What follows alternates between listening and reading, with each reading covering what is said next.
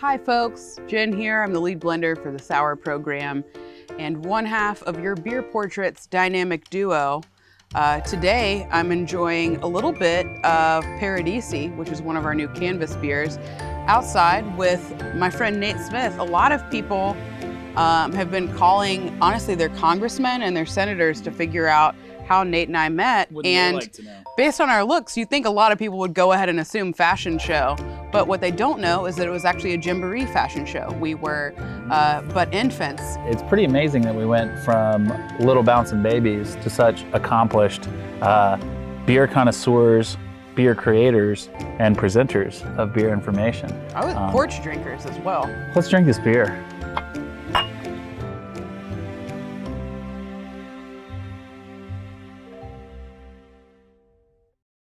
It's time for Wicked Stats for a Wicked Beer. Jeez. Done with that accent. All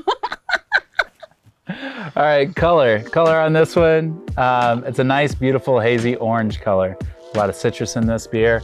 That adds up. The body on this beer, it is a refreshing, medium-bodied sour ale. You know, it's all relative to the other sour beers we make. I'm not comparing this to stouts or lagers by any means. It's medium-bodied for a sour ale, so I just want to make a clarifying comment. I appreciate that. About that. But it also has a nice kind of bittering numbness at the end of the sip, almost like some orange bitters. So that comes from the calamansi oranges that are in here. As well as those whole clementines. As well as whole clementines. Tons of oils in the skins. So. Lots of oil, lots of skins. So for the flavor of this beer, that's the F in CBFR, we're talking about juicy, citrusy delights.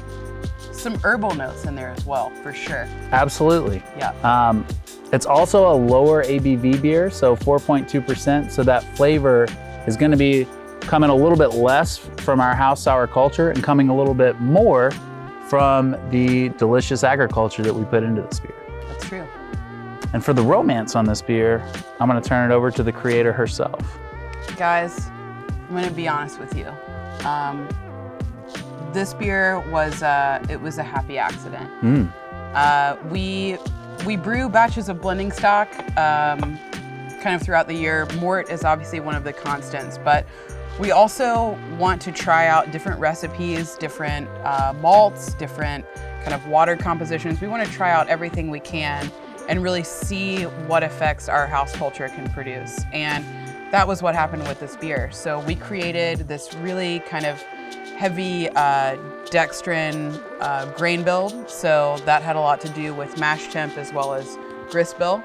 And then we also added a lot of salt. So this was around the same time that we were developing Agricultura. And for that, we were really looking at like how salt profile really impacted flavor of water. And we wanted to kind of translate that into a beer. So that's what we started out with. We let it sit in neutral oak for, I don't know, I mean, it was over a year, it was maybe 18 months. And we really just listened to the beer. We sampled it, I would say, every 4 to 6 months. And around month 8, it tasted like grapefruit and white pepper. And all I wanted to do was just add grapefruit and call it.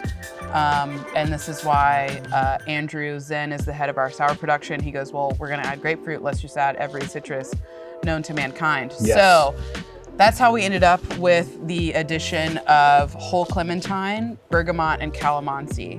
What you're getting from those is all super different. So that clementine Nate hit on during CBFR? Nailed CMF. It. I nailed it. I always confuse body and mouth. You're a fast learner. You just gotta sell it. Thanks. The whole clementine, because we processed these and added actually the skins to the beer, we're getting bitterness from the pith. We're also getting bitterness and a lot of flavor impact as well as kind of coating numbness from those oils that are in the peel of clementine. You're also getting bergamot, which is this incredibly floral, herbal, bitter, super tart citrus. Frida Kahlo was a big fan. So I love it in my tea personally. This one goes out to my girl. Yeah, I mean, Earl Grey, just a delightful thing to drink. Bergamot, one of the kind of essential ingredients for that tea. So that, as well as calamansi, which you pointed out earlier, is just a type of orange. It's a very small, hardy orange. It's green fleshed. It turns orange when it's ripe. It's a super cool fruit to work with because it has this creaminess that almost smells like a freshly baked donut. There's really no other way for me to do it. Exactly like it's North Carolina. You're hitting me in the Krispy Kreme feels. donut. So there's this creamy component that you're getting from calamansi. You're getting vanillin from the neutral oak, as well as kind of, you know, it's boosted by that calamansi. Everything's working together. It's kind of stuck in the state of being super juicy, super herbal, really fun to drink, and only 4.2%, which means that you can drink a whole lot of it responsibly. Nate, you did mention orange bitters. I do think that this beer is ripe for beer cocktails. Absolutely, couldn't agree more. So powerful. Our citrus was, you know, it's already preserved kind of in this bottle for posterity. Let's blend that with some gin and juice. Blend it with the G&J. I've also got to say, for a flavor pairing, summer sausage with Paradisi is exactly that. It's paradise in a glass. I wouldn't dip that in there. I'm not above it. One of those? I'm not above it. Well, I'm not below it. This is Beer Portraits.